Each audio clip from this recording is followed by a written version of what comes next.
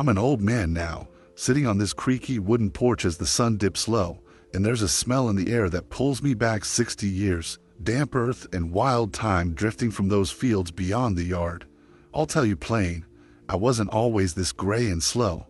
Back then, when the wind carried whispers of danger and every shadow seemed to hide a secret, I was just a boy, 15 summers old, with my brother's laughter echoing in my ears.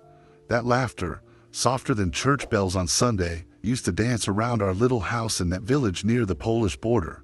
And today, it's that same laughter haunting me again, stirring up memories I've kept locked away all my life.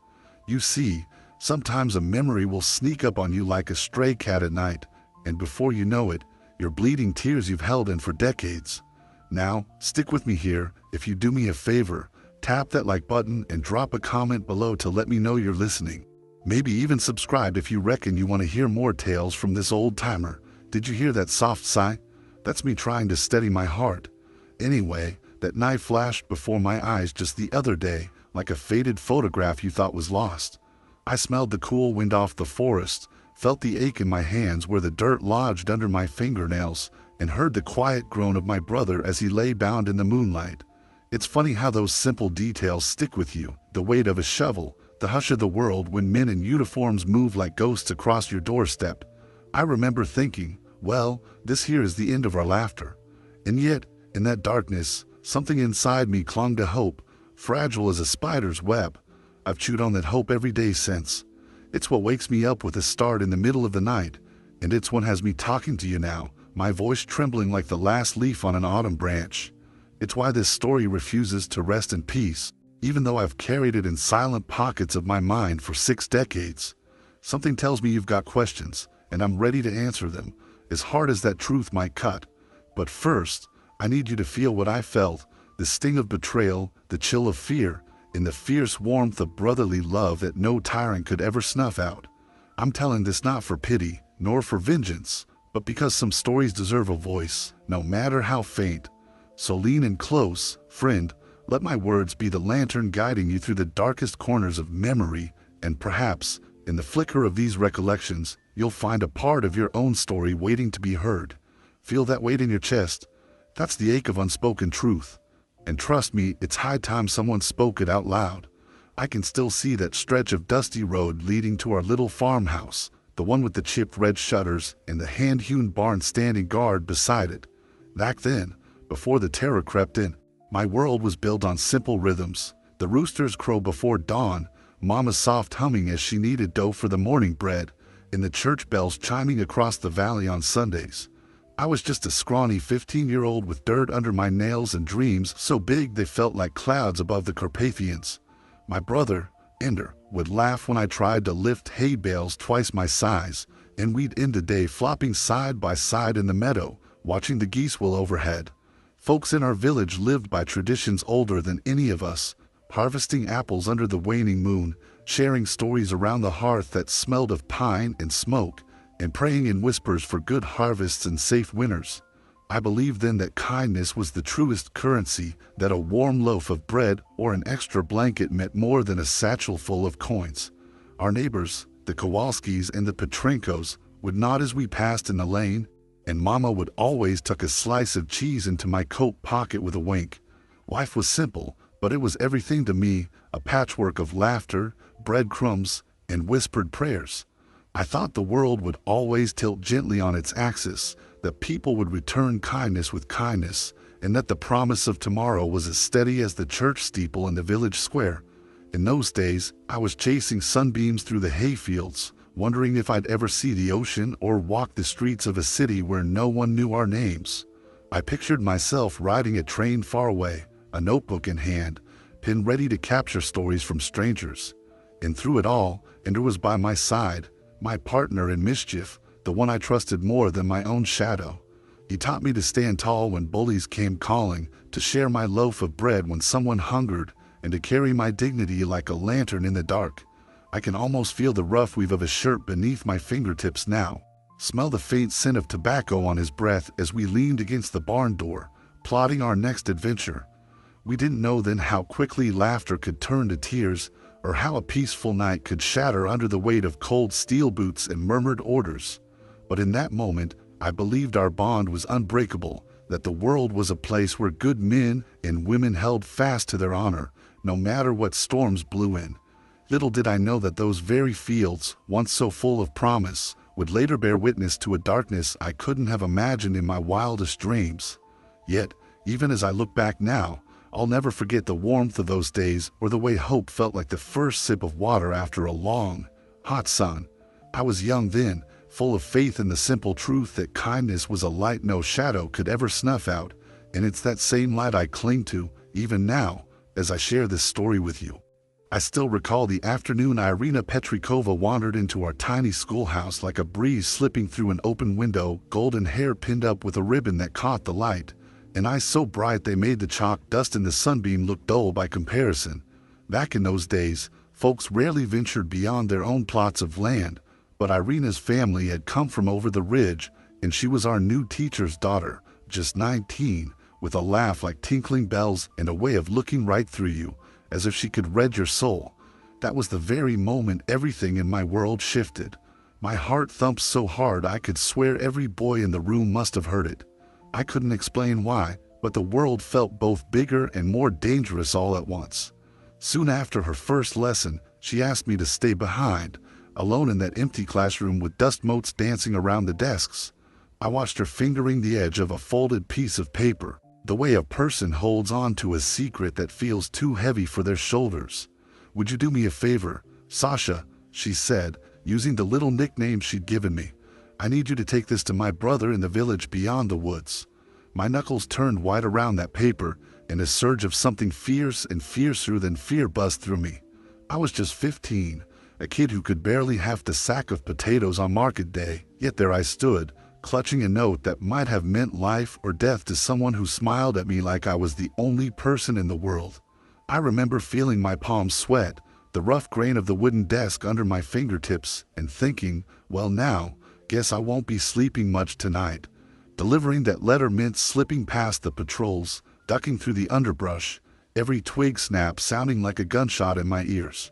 But I couldn't say no, not after that look she gave me, a mixture of hope and pleading that felt like a yank on my heartstrings. So I tucked the note into my coat pocket, right over my chest where it beat steady as a drum, and set off down that winding path toward the pines. I can still taste the tension in the air, like before a storm, and hear the whisper of leaves begging me to turn back. That single gesture, her trust in me, opened my eyes to a world where kindness and danger were two sides of the same coin, and where love meant stepping into the unknown, even if your knees shook. I learned in that moment that bravery isn't always something you choose, sometimes it picks you. As I made my way through the forest, my mind buzzed with questions. Who was this brother? Was he part of some secret cause? What would happen if I was caught? But beneath all that, there was something warmer, a stirring in my chest that said, this is worth it. When I handed over the letter by the old well outside her brother's house, hands trembling, voice dry as dust, he looked at me as if I just handed him the world. I felt pride then, a spark that lit up my whole insides, and I knew nothing would ever be the same. From that day on, I wasn't just a farm boy dreaming of far-off cities. I was a keeper of secrets, a part of something larger than my own small existence. Irina's faith in me gave me purpose, and her smile, that quick, shy upturn of lips, gave me courage. Looking back, I see how that moment planted a seed in me, one that would grow through years of fear and loss, until it bloomed into the resolve that carried me through the darkest night of my life. So yes, it was just a girl and a scrap of paper, but that meeting changed the course of everything, my dreams, my loyalties, and ultimately, my place in this story I'm still telling you today. I'll tell you plain, things went sideways quicker than a cart with a broken wheel the day after I delivered that letter for Irina's brother. One evening, just as the sun was sinking behind those Carpathian foothills, I heard the sharp knock on our door that always meant trouble. Mama's pale face filled the doorway, her eyes wide like she'd swallowed a shiver, and behind her stood one of those state men in a dark coat. They said Ender was gone, taken away for questioning, though no one in their right mind believed it was anything other than a one-way trip. My heart did that hollow drum routine you feel before a storm breaks, and for a moment I could taste the dust in my mouth, like fear cooked itself right into my throat. Suddenly our farmhouse felt too small, the walls closing in as if they knew secret truths they'd never share. Week after week, I scrubbed floors and washed dishes with my head hung low, trying to scrub away the dread curling in my chest. Papa's shoulders tightened more each day, and Mama stared out the window as if she expected him to walk back through it at any minute, like a ghost returning from the fields. But he never did. Neighbors began to look at us sideways, some with pity, others with the cold kind of suspicion that could freeze a man solid. They whispered at the fence, and every time I stepped outside, it felt like I was stepping into a field of knives. Nobody offered much help. My cousin Mikola brought bread once, but he kept his eyes on the ground, as if looking at me might make me vanish, too. Some of the other boys at school crossed to the other side of the road when I walked by. I swallowed that lump in my throat, telling myself it was better than what might happen if I opened my mouth and asked too many questions. Inside, I was tearing myself apart, angry at those men who'd hauled my brother off, ashamed that I'd promised to protect him and couldn't even protect his quiet life, and terrified that the same fate might come for me. Each night, I'd lay on my cot, my mind racing with what-ifs. What if they came back? What if there was nothing left of Enter to bury? The shame sat heavy on my chest, like I'd worn a cloak stitched from my own failures. I thought about running away to the city, but Mama's voice would echo in my head, telling me that family sticks together, no matter how broken. So I stayed, waking before dawn to chop wood and milk the cow, trying to pretend that a body won't break if you keep moving. But every swing of my axe felt like hammering a nail into my own heart. The tension built tighter when rumors spread that the local schoolteacher had been seen at the party offices, turning in names of anyone who still spoke the old language. I realized then that nobody was safe, not a child delivering a letter, not a schoolteacher with a slip of the tongue, not even a mother waiting at her window. I wrestled with my anger, wanting to grab that shovel and fight every man in uniform, but fear held me back, tangled up in my limbs like barbed wire. Guilt gnawed at me for every silent second I spent watching Mama's tears stain her pillow, for every breath I drew while Andrew couldn't draw his own. Yet even as the weight of it nearly crushed me, there was a flicker of resolve. I owed it to him to keep breathing, to keep living, and to keep searching for truth in a world that was trying to bury it. So I pushed through each morning, carrying the hiss of doubt and the ache of loss in one hand, and the stubborn spark of hope in the other, because I knew dread might slow me down, but it had never stopped me if I refused to let go. I remember the moment like it was etched in stone, the world narrowing to the glint of a bayonet and the smell of wet earth under a pale moon, when they shoved my brother down to his knees at the edge of the clearing. My heart froze, and for a heartbeat time itself ceased. No cricket song, no whisper of wind, just the hush of dread settling heavy over us. I was 15, trembling in my threadbare jacket, clutching a shovel that suddenly felt as cold and hard as the blade pointed at Andres' throat. One of those men in uniform loomed over me with a twisted grin and hissed, "Dick." My hand shook so fiercely I could barely hold the handle, but he pressed the shovel into my palms and shoved me forward, saying, "Remember who holds the power here." With each shovelful of soil I heaved, I felt my brother's life slipping away, his quiet courage, the warmth of his laughter, the secret kindnesses he'd shown to our neighbors, all buried in that shallow pit before my eyes. I can still feel the sting of tears mixing with the grit under my fingernails as I dug, the groove of my brother's footprints in the churned earth, each one a testament to the faith he'd had in tomorrow, now turned to dust. Above me, stars flickered like distant promises, cold and indifferent, while below, I labored in a nightmare I never could have imagined. When the shot finally rang out, I swear the ground shuddered, and the echo rattled through my bones. Andres' body slumped forward, and I heard my own breath catch in a strangled gasp, as if my lungs had forgotten how to fill. They hauled me back roughly and spat, "That's a lesson you won't forget," before disappearing into the forest without another word. I stood there, shovel in hand, numb and hollow, as the wind whispered through the pines like a mocking lullaby. By the time I staggered home, dawn was breaking, but inside me it was still the dead of night. I stumbled through our door to find Mama kneeling by the hearth, her shawl damp where she'd been crying, and when she looked at me I saw in her eyes the same soul-crushing grief I carried in my own chest. For years afterward, I felt the pull of that moment in every quiet hour, the weight of the earth on my shoulder, the metallic tang of fear in my mouth, and the hollow ache where my brother's voice used to live. It changed me, shattered the boy I was, and forged in me a determination not to let his sacrifice dissolve into oblivion.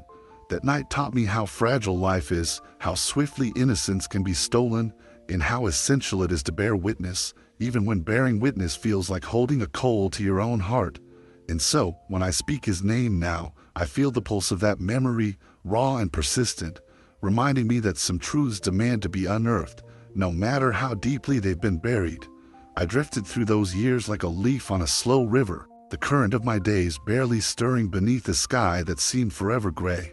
After that night, the farmhouse held an echo of what it once was. Mama still set an extra plate at the table, as if half of our family might walk back through the door, and Papa sat at the window each dusk, staring out as though waiting for footprints to reappear on the path.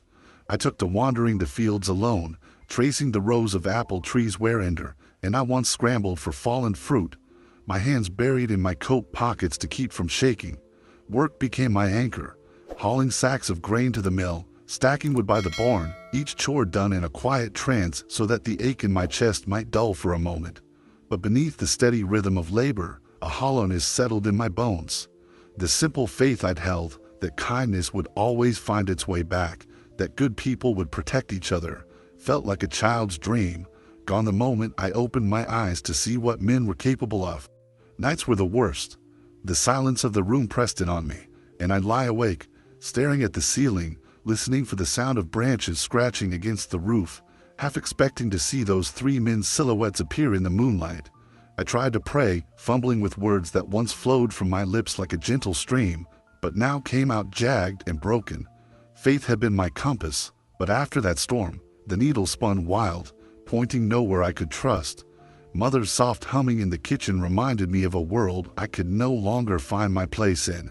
Her tears when she thought no one was watching carved hollows under my ribs.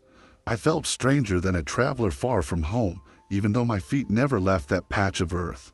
Over time, I learned to wear my solitude like a second skin, a shield against the pitying glances and the whispered rumors that Andres ghost wandered the fields at night. I stopped expecting kindness. I stopped believing people would stand by each other when it mattered most. The world had shown me its darkest face, and I tucked that lesson into a corner of my heart, where it sat heavy and cold. And yet, in the quiet of that loss, there flickered a small, stubborn light, the memory of my brother's gentle laugh, the warmth of his hand on my shoulder, the way he'd promised me that I would never be alone. Clinging to that spark, I began shaping a new life, one built not on naive trust but on hard-won resolve.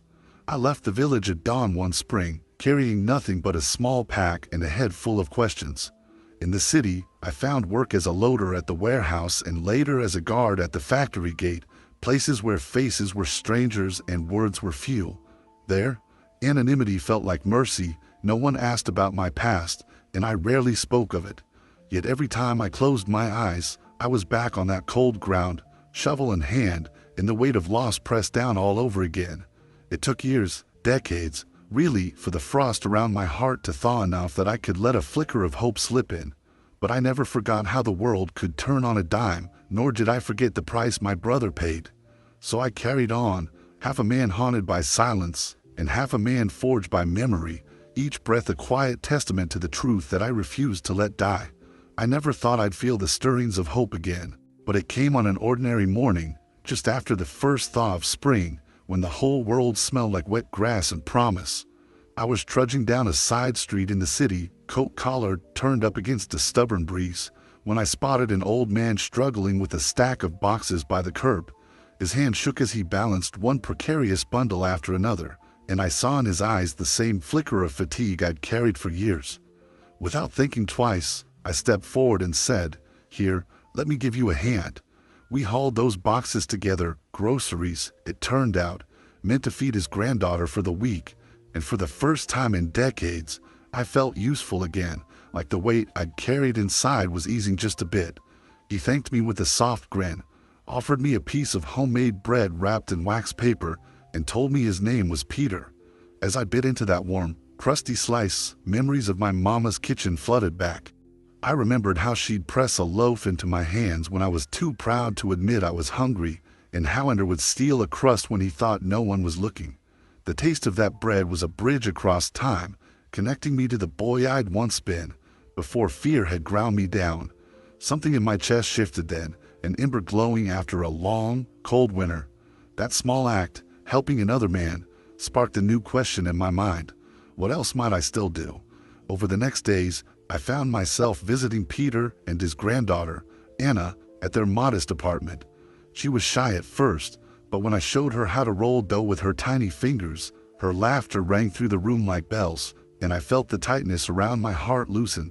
I began to realize that living wasn't only about surviving, it was also about contributing, sharing, and passing on whatever wisdom I gathered in all those silent years.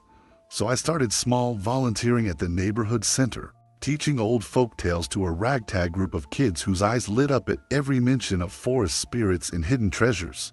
I found purpose in those stories, saw how the spark of curiosity flickered in young faces, and recognized in myself the same yearning I'd once had to explore the world beyond our little village.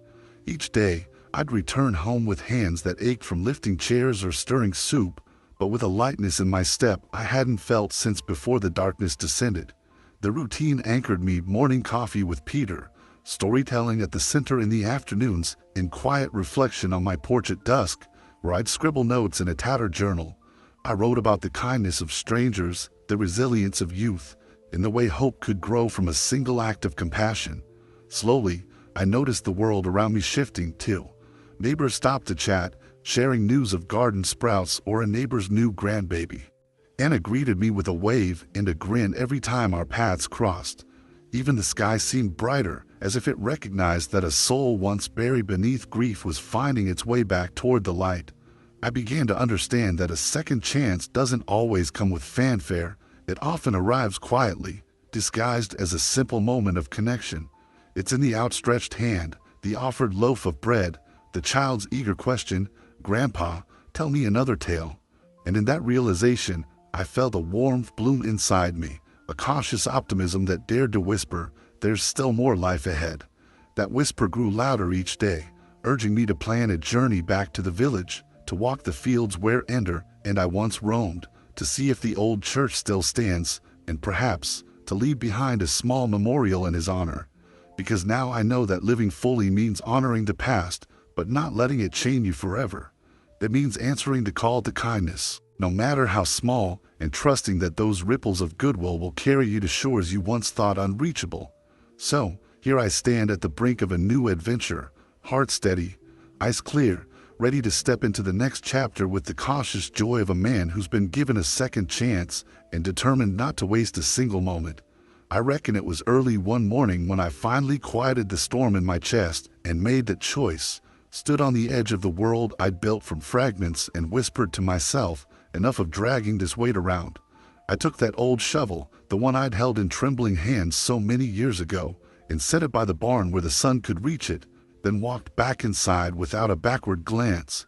In its place I lifted a hand-carved wooden box from the shelf, the one I'd kept untouched since the day I stuffed it full of the letters and photographs I'd collected in my search for truth.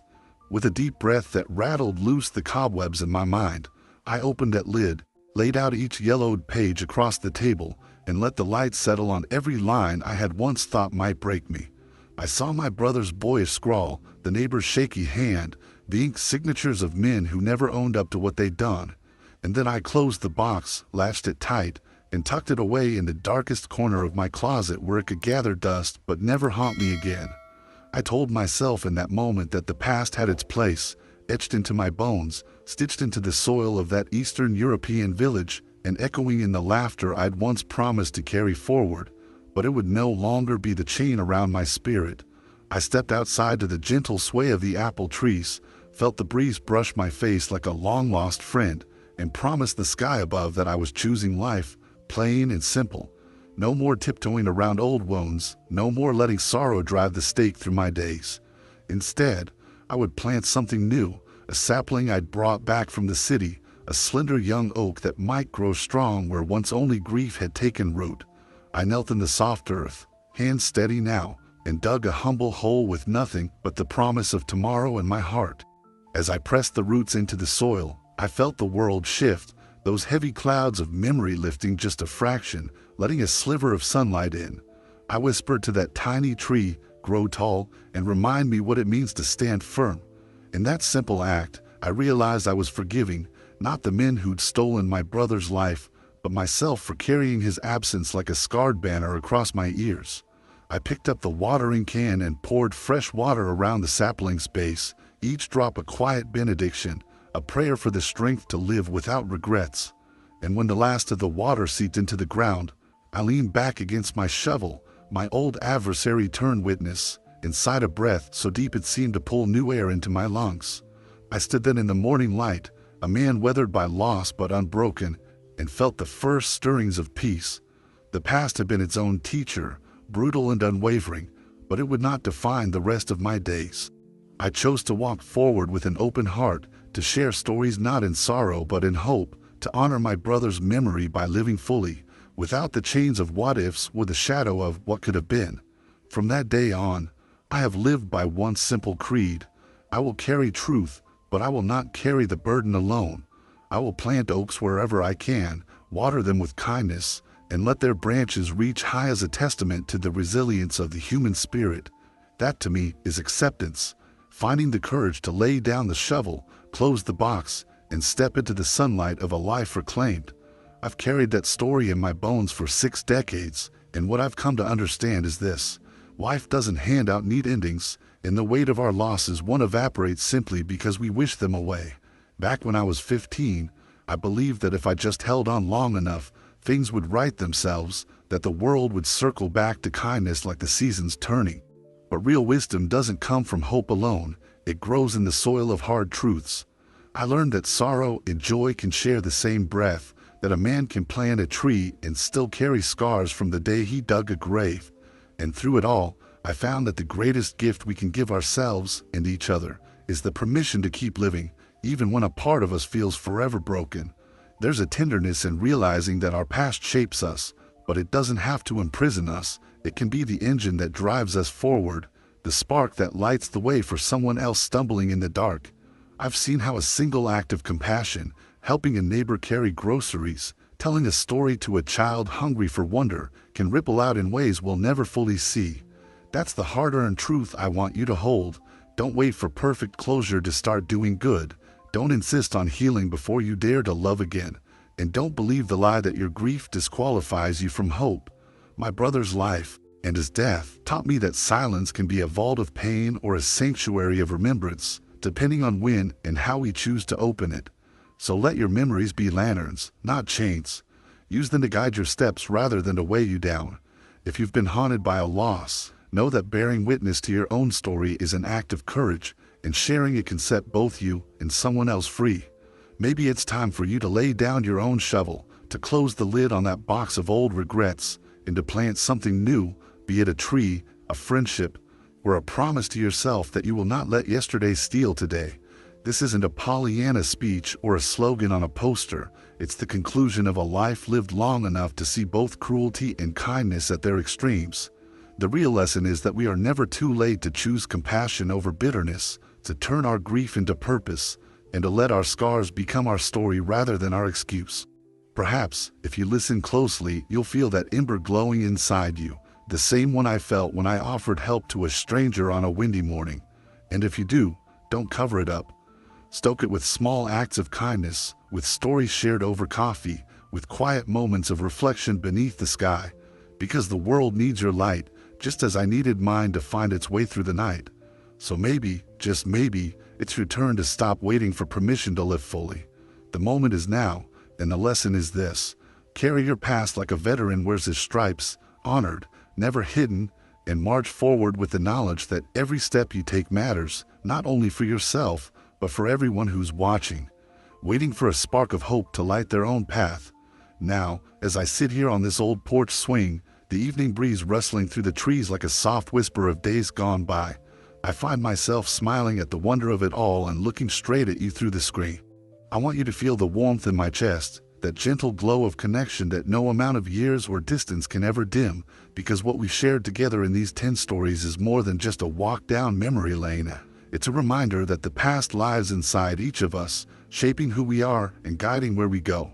I've poured out my heart, shown you the darkest moments and the brightest sparks of hope that kept me moving forward, And now I want you to carry a piece of this journey with you as you return to your own life. You see, this isn't only a tale about a boy torn from his brother's side beneath a moonlit sky, or a man who learned that kindness can sprout from the ashes of grief. It's also about you, sitting there with all your memories and dreams, holding your own stories in your hands. I hope you feel a gentle tug in your chest, a quiet urging to look back at your own struggles and triumphs, to see how every loss and every act of grace has woven the tapestry of your days. And as you sit back and breathe in the evening air, I want you to think of the people who have stood by you, those who dug beside you in the dark soil of hardship, and those who handed you a loaf of hope when you needed it most. Let their kindness be your guiding lantern, and let your own compassion light the way for others. Before I lean back and let the crickets take up their song, I've got one question that's been dancing around in my mind, one that I hope you'll answer deep in your heart, and then share with me in the comments below. And do you think true love should come back? I'm not just talking about romance or youthful flames, but the kind of love that binds family and friendships, the love that survives time and silence and finds its way home no matter how far it's wandered. Does it always return? Should it? That thought alone can spark a dozen memories, can stir those embers of joy and regret alike, and maybe it'll nudge you to reach out to someone you've lost touch with or to forgive a self you've held at arm's length for too long. As the sun dips below the horizon and the sky deepens to velvet, I want you to carry one final whisper of truth with you. Sometimes the stories we bury most deeply are the ones that grow the tallest in our souls. And though this chapter of my life's tale finds its pause here, the echoes of these moments will linger in both our hearts. I'll leave you with this gentle thought drifting on the night air. Sometimes I feel she still remembers.